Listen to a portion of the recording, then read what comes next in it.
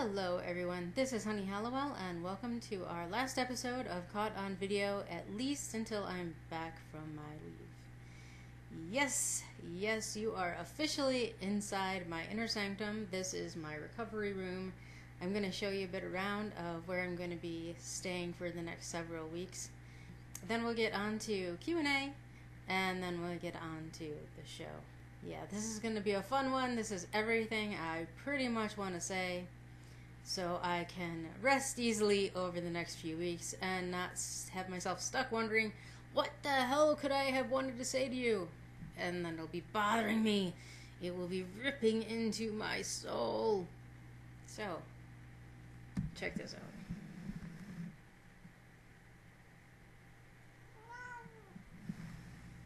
Yeah, they're hilarious.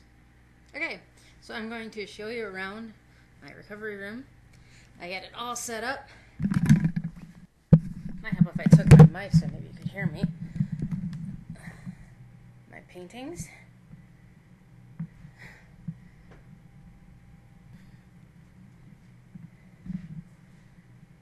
Oops. And my statues. And more paintings. And my piece de resistance. Really, you just see the window there, don't you? So, and more statues. And olive tree. And Bella, move your tush. I'm sorry. She thinks it's her show now. It's actually the Bella show, starring Bella, and Mom is just an accoutrement at this point. Okay, so welcome to my boudoir for the next few days. It has been cleaned and sterilized some more. And then I'm going to be cleaned and sterilized and clinical, and my God, if there's anything I hate, it's a sterile room. But I have all my beautiful things in here. I was hoping to have a Aphrodite Sparrow tattoo by this point, but I can't have a tattoo so close to the time, so I'm hoping to get it right away after and have that on the show, so hopefully you'll catch that. I have an appointment set for July 8th. We're going to catch that on the July 8th show.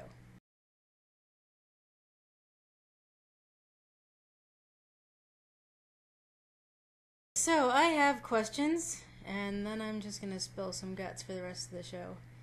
And that's kind of nice, because I get to just sort of lounge and chill and watch this cat try to get under the covers and run into my laptop. Okay, question number 1. This is like the biggest question.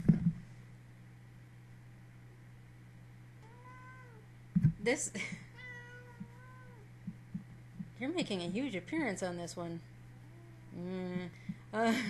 This is the biggest question up against what my bra size is. Seriously. The only thing is I actually answer what my bra size is. I have yet to answer this one publicly.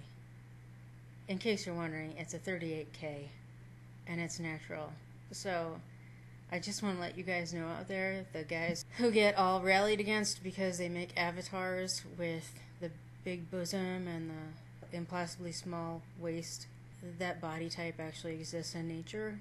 I call it free-range bosoms. You guys can go ahead and make that avatar if you want, because I know from personal experience it exists, and I get kind of miffed when people suggest that it doesn't, and that it's fake and unreasonable.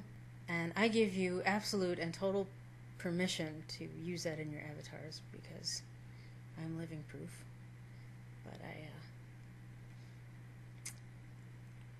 I'm kind of skirting the issue because I have never answered this question ever before. I will. Yeah, I'm showing my wonderful hanging tags. Ooh, aren't they sexy?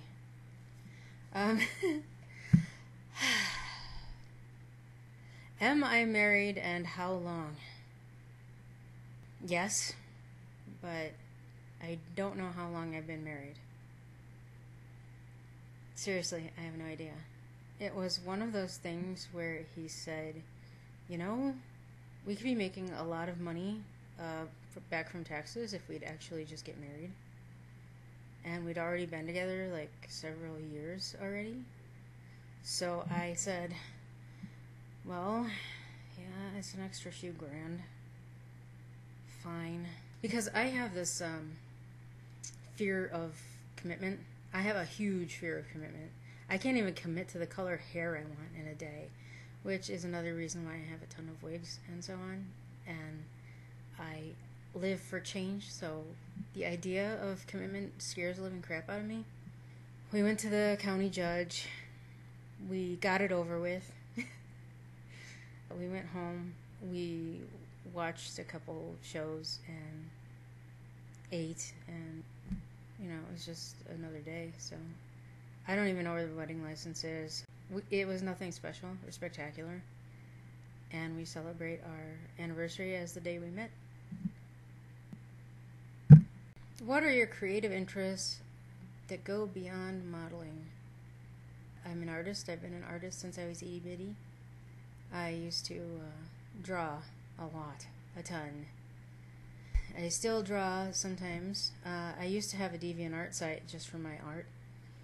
I drew mythological art and lesbian pulp art from the 20s to 40s. It was like book covers that they used to do that make them look really saucy and salacious and really naughty.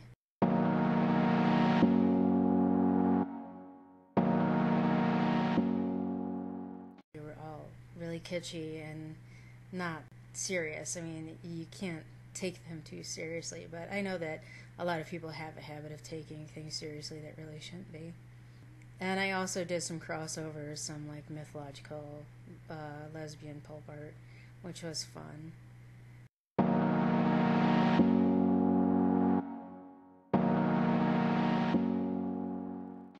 Improv comedy, I would love. Whose line is it anyway? Instant comedy with the Groundlings. I really love that sort of thing. And I come up with this stuff in the car all the time when I'm, you know, just happen to be driving along and someone will mention something about a stoplight. And I'll just go into song about a stoplight. It's just what I do. So that's fun. Acting. I like acting. I've done a lot of radio acting. The thing is about acting, though, is I prefer improv acting because the lines aren't mine when I'm acting, but it is cool to throw myself into a part just the same. It's one reason why I like role-playing games, is because it is improvisational acting, but I know the character inside and out. I know what they do, even if it isn't what I do. Sometimes I head them into some sort of trouble where I'm like, oh man, you shouldn't do this, but I do it anyway because it's what they do. So that's neat. I love to do that. I've been a role player since 1990. So I'm kind of a veteran there. Tattoos, of course. I'm really huge into tattoos. And I love everyone's tattoos, even if, you know, it's not something that I would personally do. I like to see their personality on their skin. What part of the United States are you from? Midwest. There, is that enough for you? Genealogically, I'm not from the United States. However, my line does go to the Revolutionary War, and I am related to a captain of the Revolutionary War and his wife, who belonged to the Brothers and Sisters of the Revolution, which I think is really awesome. So there you go. There's a little history. I think my cat was playing with the mouse. How far are you willing to go before you'd be able to pack it all in and say, I'm done? The day I die, that's when I'm going to pack it up and say I'm done. What would be the deal breaker in doing a photo shoot? There really isn't, because I find new ways to do things. As you saw in the last show, when the wig didn't work out the way I wanted to, I just turned the way I did the shoot into a different format. It's not that the shoot won't come off, it's that my ideas morph from day to day. So it will happen, it just might not happen in the same way. And how often do you paint your toes? It's probably about every week. I also, again, fear of commitment, and I have to change all the time. like with my fingernails, they're really boring right now because I can't have them painted where I'm going. I gotta express them. Look, I'm wearing a skirt today. This is cool, huh? Yeah, all you see is boobs now. So, I have to paint my nails and toenails. I do it all at the same time, and I probably do it about every week. Say I paint like these four. 1, 2, 3, 4. I paint these for one color. Maybe like pink or black or whatever. If I paint these dark, then I have to paint my pinky light. And if I paint these light, then I have to paint my pinky dark.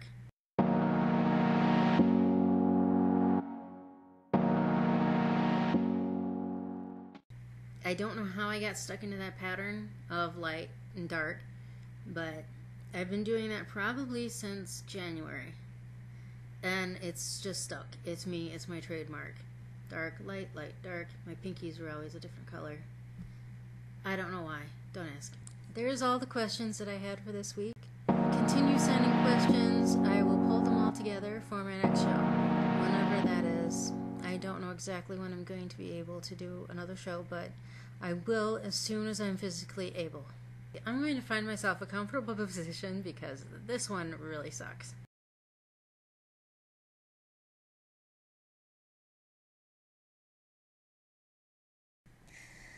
Okay, so this seems comfortable enough, and it seems that my Bella's returned to keep me company, so she's going to keep us company too. I have a feeling she's going to be all over me when I come back. Right. This is why I got the kitty tree and the kitty toys in here, because they've been very comforting while I've been down. Right, Bella? Yeah. By the way, these are Maine Coons. Maine Coons, I didn't know when they were kittens because they were so small. But Maine Coons are known as the gentle giants because they can grow to be, I don't know. My big one's 35 pounds, so, and he's the size of a child, a young child. He's a growing boy. So these are humongous cats I have here. They've got their nickname because of their sweet dispositions. So you're meeting one right now. My Bella. Yeah, they're adorable.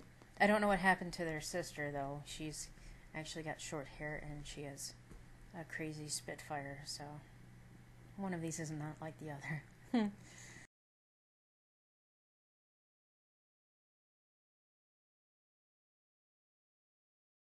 Anyway, I don't have much time, but I'm going to say as much as I possibly can. I have been known for saying a lot of things that apparently inspire people, and I don't mean to. I just say things. I've also kept a lot in throughout my life, mostly because people actively have tried to keep me quiet. I just want to say to those of you out there who have had people that they've grown up and should have trusted, the people that they should have relied on to be their greatest allies. I'm talking about their families. And those have been the people that have betrayed them the most. Those are the people that have hurt them the most. I just want to make sure that you know, if they hurt you, they're wrong. And you have to believe that with every ounce of your being. There's a part of you that knows if they somehow participated in someone else hurting you. They somehow told you you're wrong for talking about someone else hurting you. Stand your ground. Stick to your guns. And never back down. It's important because you're not wrong. I want everyone out there to know that I survived my childhood and I shouldn't have. I survived it with my wits and I shouldn't have. While my parents to this day try to cover up whatever happened, and they try to tell me that I'm the person who's causing the trouble for talking about it. It doesn't matter. I survived, and I just want everyone to know that you can rise from any ashes, and you can be better than that. You can be anyone that you want to be. You don't have to be a part of that past. It's important that I say that.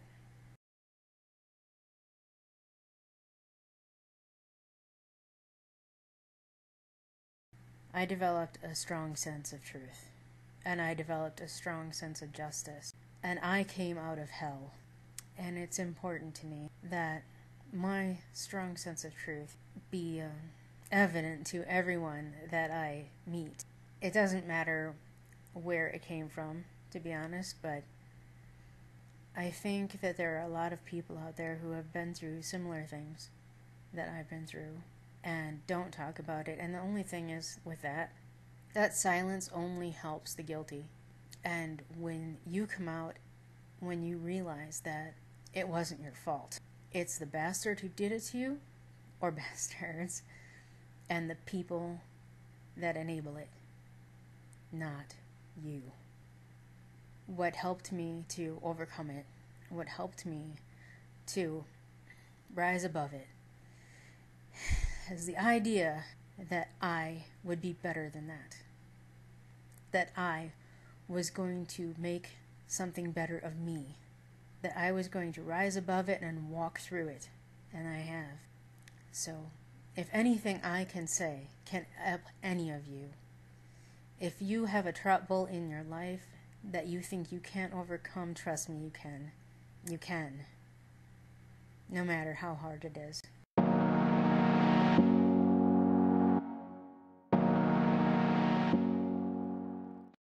I want for you to do some reality testing while I'm out. Because one thing that helped me once I became an adult, because we're all brainwashed to think that we are not good enough.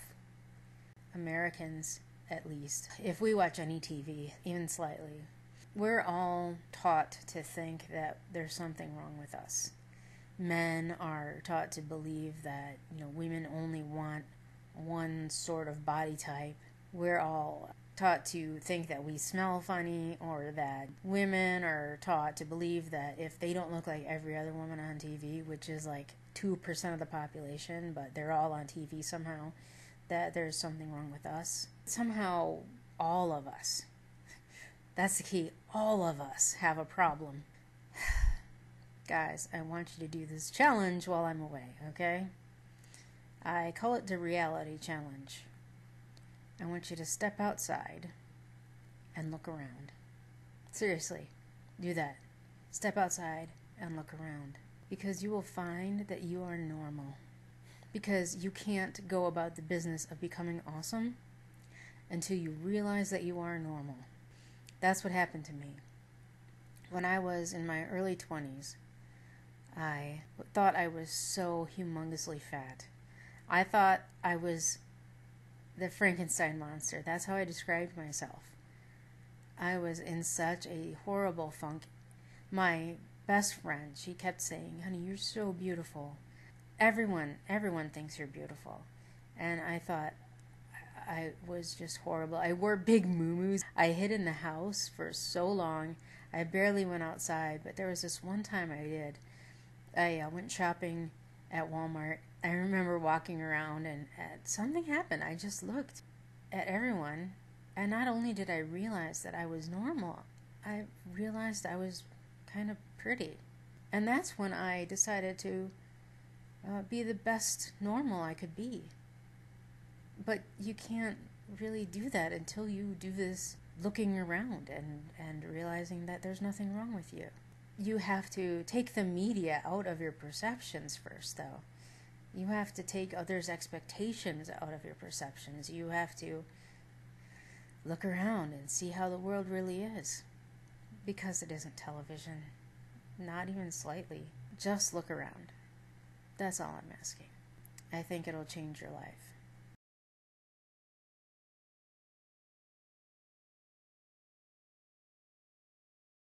People tend to become offended by things that are very superficial and things they don't understand.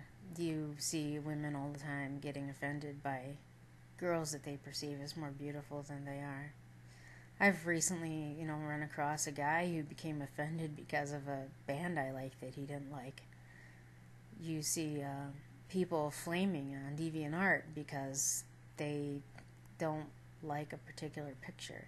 Anytime someone says something about you, a stranger that doesn't know you, That's a sign that they're a very insecure person. That comes from within them, though. It has nothing to do with you. A picture is completely neutral. You, walking past them, looking however you want, is completely neutral. So there's no reason to be offended when somebody talks smack about something you're doing or have done. It's perhaps something you might want to feel sorry about for them, because something's obviously eating at them. Sometimes I get a snicker out of someone who's flaming or saying something really loud and bold because they've just declared their insecurities online, and it's like they're wearing them on their sleeve. Well, I personally don't get offended, pretty much because what is there to offend me? There are real problems in the world. There are real things to get offended about. But certainly getting offended about what some superhero is wearing today, or what celebrity is dating who, you can have friends of one political party or another, and you can agree to argue and still love them, because it's all good. You're still gonna believe what you're gonna believe, and you're still gonna hold those beliefs dearly, and still respect your friends' beliefs. So why all the flaming if you're so secure? There's really nothing to get offended about. Not ever.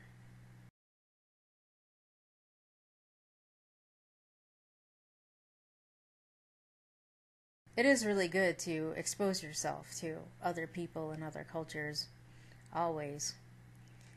Even when I was young, I exposed myself to all different kinds of literature and knowledge. I had to, because my school sure as hell wasn't teaching me anything. I would put down the books, I would skip school, and I would go to the library and actually read something worth reading. That's how I actually studied Egyptology for 6 years. I learned the language, I learned the cultures, I learned the dynasties, I learned the mythology. 6 years for like 6 hours a day. Mythology, Egyptology. Anything that I wanted to learn, I just sit down and I learn it. And it makes me more of a diverse person and a diverse model. I have a lot of different things that I can draw from in my head. When people talk about things that are different or foreign to me, sure, I can choose not to like it. In which case, I just go, okay, that's cool. Because it is cool for them, it's something that excites them. Fine. If they like it, that's cool. But it doesn't hurt to listen. And if you do, you just might find you enjoy it too. At which point, there is different things that you could expand into. Like, I never thought that studying Old West gunslingers would lead me into Lady Pirates. But some things just spawn off into the next, into the next, into the next. And sometimes listening to people, and they give you different perspectives that you can integrate into yourself. It's like the Borg, right? And this is how I became who I am. By integrating different parts of philosophy and mythology and making it my own. That's how I am who I am.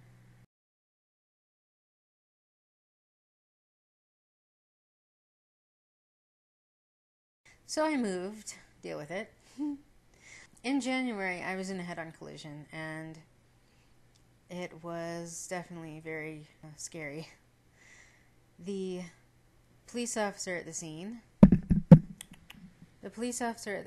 and the man who collected my car both said that that was one of the messiest accidents they'd seen in years, and that there was no way I should have walked away from that scene.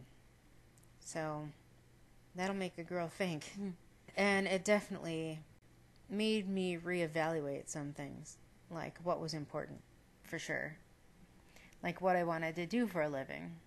I really want to continue modeling because I have a lot to express artistically, and I want to continue to get tattoos because that's something that I've always wanted. And personally, I don't care what anyone thinks of it because it's me. And being true to yourself is the most important thing you can do in your life. I think if anyone's concerned about a spouse or friends or loved ones, then they're not really that much to be concerned about. Because if those people really care for you, then it won't matter to them, you know? They'll stand by you no matter what you choose to do with your life because they love you. I really want to continue working to help people to find their individuality and their creativity and let go of any residual self-hatred and insecurity that we all have been bombarded with since we were kids. From the moment we're born, we are told that there's something wrong with us. We know that the corporations can't make anything off of secure people continuing, or they don't make anything. They have to develop insecurity in us. My goal really is to help people avoid that as much as possible so they can get on the business of being awesome. Let's leave all of the past crap behind so we can all make the most of our future. Now stick with me, kids. I'm going to be gone for a little while, as I said, recovering in this very room with very likely that very cat right there. That's Bonsai. You could have seen her in a couple of pictures where she sticks her nose in, but she's been in a couple of one-shots.